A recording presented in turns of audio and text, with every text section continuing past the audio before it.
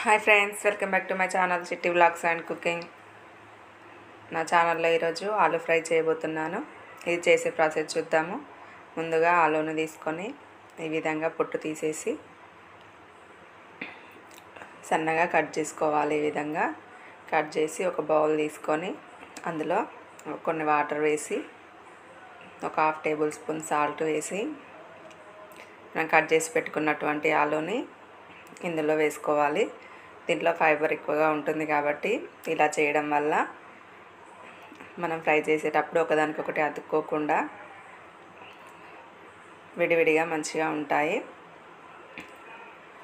ఈ విధంగా 2 టైమ్స్ కడిగేసి పక్కన పెట్టేసి 2 ఆనియన్స్ 4 పచ్చిమిర్చి తీసుకొని సన్నగా కట్ చేసుకోవాలి.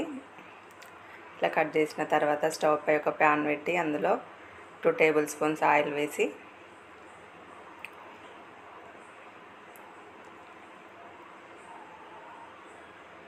ఆయిల్ హీట్ అయిన తర్వాత పోపు దినుసులు వేసుకోవాలి. ఇలా పోపు దినుసులు కొంచెం వేగిన తర్వాత మనం కట్ చేసి పెట్టుకున్నటువంటి ఆనియన్స్ పచ్చిమిర్చి వేసుకోవాలి.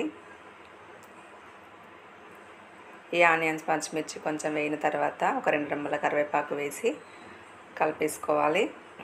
ఇలా కలిపి కొంచెం వేగిన తర్వాత మనం వాటర్లో వేసినట్టు వాటర్ వంపేసి ఆలూని అందులో వేసుకోవాలి. ఈ విధంగా వేసి మొత్తం ఒకసారి కలిపేసి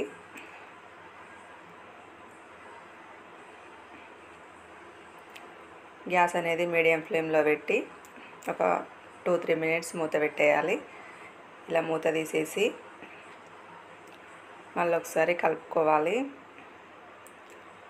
కానీ ఆయిల్లో కొంచెం ఆలు అనేది మగ్గింది. ఈ విధంగా ఆలు మగ్గిన తర్వాత ఒక 1/2 టేబుల్ స్పూన్ పసుపు వేసి మళ్ళీ ఒకసారి కలుపుకోవాలి.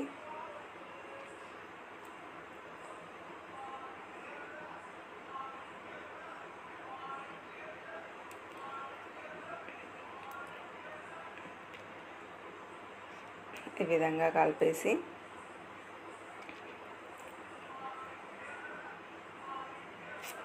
చాలా ఈజీ ప్రాసెస్, ఎవరైనా చేసుకోవచ్చు. చాలా ఈజీగా ఉంటుంది, టేస్ట్ కూడా బాగుంటుంది. ఆలు మగ్గిన తర్వాత ఒక 1/2 టేబుల్ స్పూన్ లేదా టేబుల్ స్పూన్ రుచికి సరిపడినంత కారం వేసుకోవాలి. కారం వేసుకొని మళ్ళీ రుచికి సరిపడినంత ఉప్పు వేసి మొత్తం ఒకసారి కలిపేసుకోవాలి.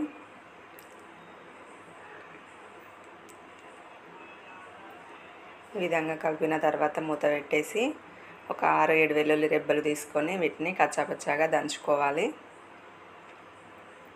ఈ విధంగా కచ్చాపచ్చాగా దంచుకొని మనం ఫ్రై చేసుకున్నటువంటి ఆలు ఫ్రైలో వేసుకోవాలి.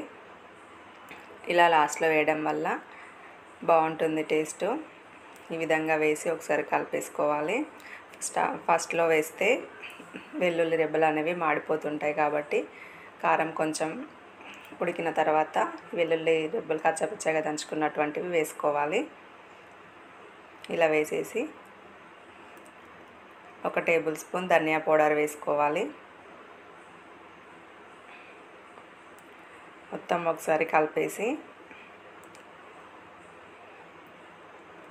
ఒకసారి మూత పెట్టేసి అలా మూత తీసేసి లాస్ట్లో కొంచెం కొత్తిమీర వేసుకొని గ్యాస్ ఆఫ్ చేసుకుంటే సరిపోతుంది. ఆలు ఫ్రై అనేది రెడీ అవుతుంది. చాలా సింపుల్ ప్రాసెస్ అండి. అలాగే నా ఛానల్ ఫస్ట్ టైం చూసినట్లయితే సబ్స్క్రైబ్ చేసుకోండి, లైక్ చేయండి, షేర్ చేయండి, అలాగే కామెంట్ కూడా చేయండి. Thank you for watching.